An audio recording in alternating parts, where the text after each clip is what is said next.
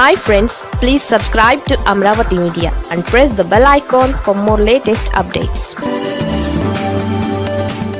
Vallabhaneni Vamsi A71 నుంచి A1 ఎలా అయ్యారంటే ఏపీలో గన్నవరం మాజీ MLA Vallabhaneni Vamsi arrest, remand వ్యవహారం తీవ్ర కలకలం రేపుతోంది.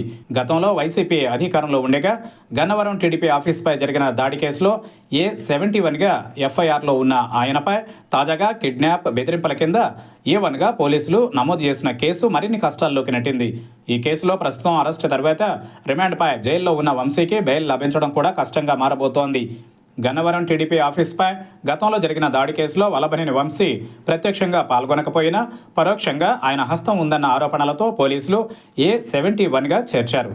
అయితే ఈ కేసులో ఫిర్యాదుదారుగా ఉన్న సత్యవర్ధన్ ఫిర్యాదుతో ఆయనతో పాటు 87 మంది ఇతర నిందితులపైన అట్రాసిటీ కేసులు నమోదు చేశారు. అయితే సత్యవర్ధన్ ఉన్నట్లుండి SC/ST అట్రాసిటీ కేసుల కోర్టులో మ్యాజిస్ట్రేట్ ముందు హాజరై తనకు ఈ వ్యవహారంతో సంబంధం లేదని చెప్పేశారు. దీంతో టీడీపీ ఉలిక్కిపడింది. అక్కడి నుంచి సీన్ మారిపోయింది.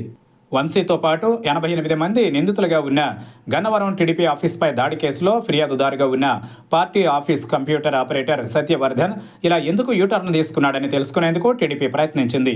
ఈ క్రమంలో తన సోదరుడిని వంశీ అనుచరులు బెదిరించి డబ్బులు ఇచ్చారని తెలుసుకుంది. దీంతో టీడీపీ నేతలు సత్యవర్ధన్ కుటుంబం సాయంతో మరో ఫిర్యాదు చేశారు. ఈ ఫిర్యాదు ఆధారంగా సత్యవర్ధన్ కిడ్నాప్కు కారకుడిగా వంశీతో పాటు మరో ఇద్దరిని పోలీసులు అరెస్టు చేశారు. అనంతరం కోర్టులో హాజరుపరిచి రిమాండ్కు పంపారు.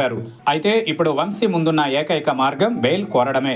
అయితే ఈ కేసులో ఫిర్యాదుదారుగా ఉన్న సత్యవర్ధన్నే కిడ్నాప్ చేసి బెదిరించిన ఆరోపణలు ఎదుర్కొంటున్న వంశీకి బెయిల్ ఇస్తే తిరిగి బెదిరించే అవకాశం ఉందని, సాక్షుల్ని ప్రభావితం చేసే ప్రమాదం ఉందని వాదించేందుకు ప్రభుత్వం సిద్ధం అవుతోంది.